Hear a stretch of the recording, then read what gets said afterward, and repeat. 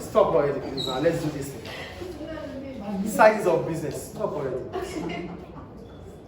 Size of business. That's what we're talking about. When we talk about size of a business, it simply implies to how big or small a business is.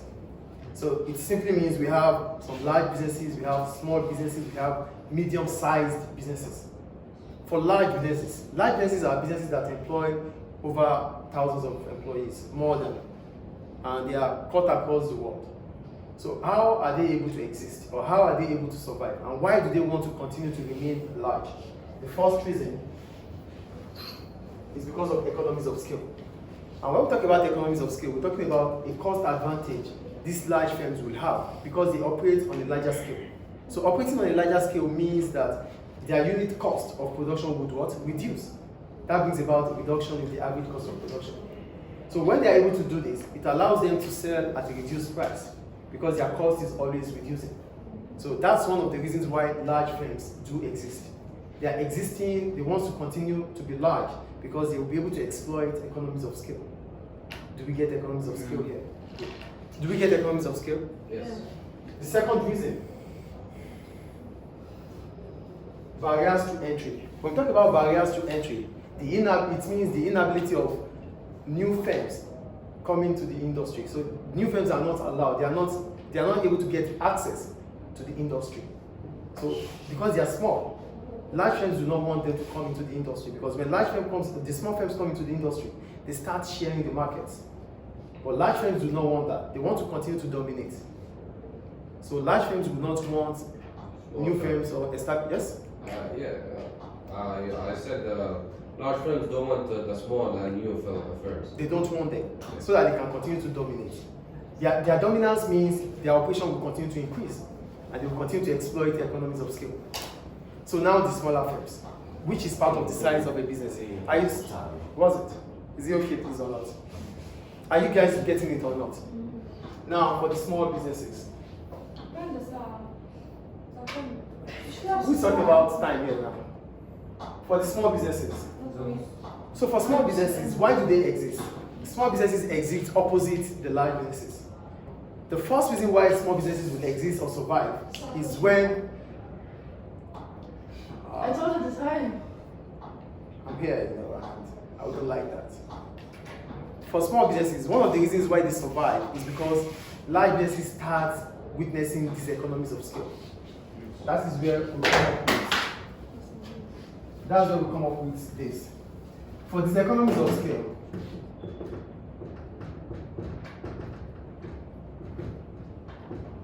it simply means a cost disadvantage that arises because of your expansion.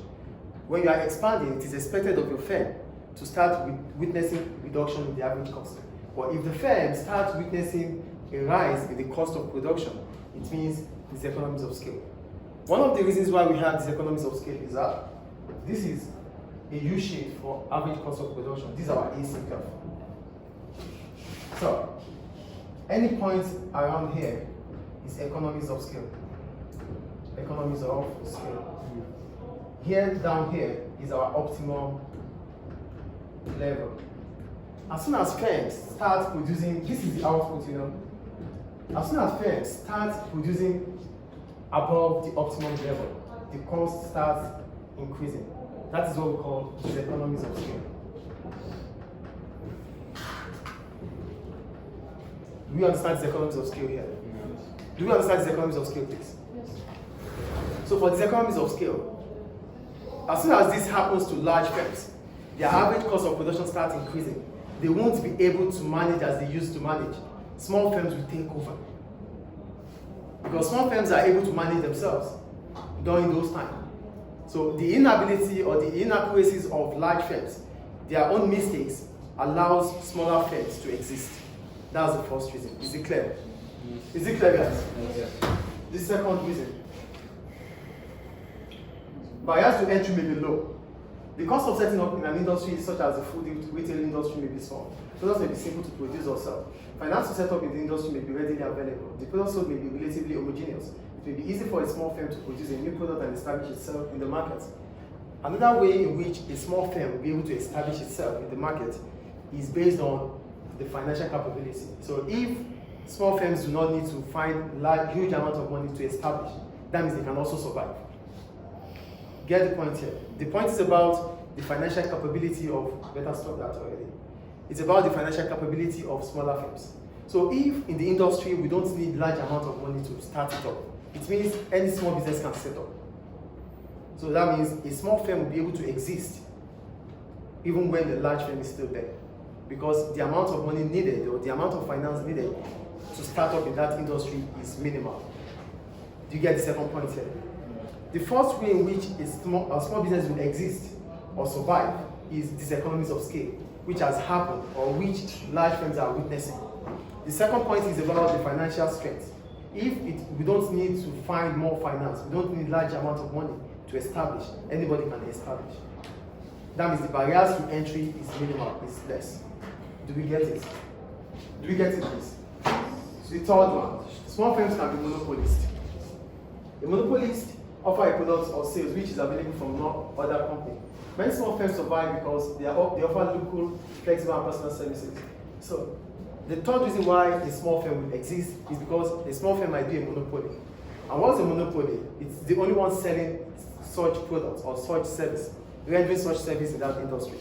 So it might be mass market, but for the fact that the business it's selling or targeting specific group of customers, or targeting or selling certain group of food products that others are not selling, it can survive. It's a small business, but it's the only one providing such service, or it's the only one producing such good. It will be able to survive. Do we get it or not? For small businesses, they will only survive a market if the barriers to entry are low. And one of the reasons why the barriers to entry will be low is the financial strength, the constraint. If to start up, it's not going to take much finance, much money to start up, or capital to start up, they will survive.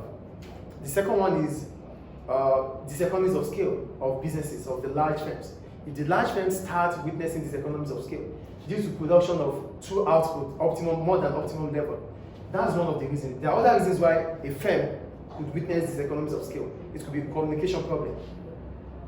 Lack of managerial skills could also cause diseconomies of scale. So whatever it is that has happened to a large firm, but in as much as it's witnessing diseconomies of scale, smaller firms might use the opportunity to start up in that business. But the economies of scale, because the supply that they have is greater than the demand, No. If supply is greater than demand, that is excess. Yeah, I know, but let's say he had 100 demand, and then he bought raw materials for 200 supply. But hey, this economies of scale will happen, right? No. When it's about demand and supply, there's no economies of scale in demand and supply. The only thing that will happen in demand and supply is if demand is excess. Stop that, please. If demand is excess, it means if demand is excess, that means more than supply. It is excess. It's not the economies of scale. The economies of scale will only happen if you are producing more and you are witnessing. Normally, when you produce large quantities, your cost of production should fall, should reduce.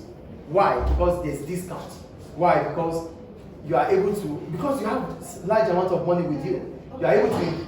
It's economies of scale. How does it happen? It happens because you become too big than expected. You are not supposed to be bigger than the optimum level. So bigger than the optimum level could be as a result of lack of coordination. You have a lot of workers that you don't even know them anymore. Instead of them to do their jobs, they're not going to do their jobs, and you're going to pay them for that. So the economies of scale will occur because you are paying them for what they are not doing. Normally you have 5 workers and they do the job well. Now you have 10 workers, you are paying for 10 workers, but they are not still doing the same, they are not doing the job well. You are paying them, your cost will be increasing because the productivity is falling. That's the economies of scale. So it's not about demand and supply. It's about your output, which should be in line with your cost of production. So if output is increasing, the cost should fall. If output is increasing, the cost should fall. But if output is increasing and the cost is rising, this is economies of scale. Is it clear? Yes. Do you understand the difference between large firms and small firms? Any question about that? No, she did the All right. right. Yeah.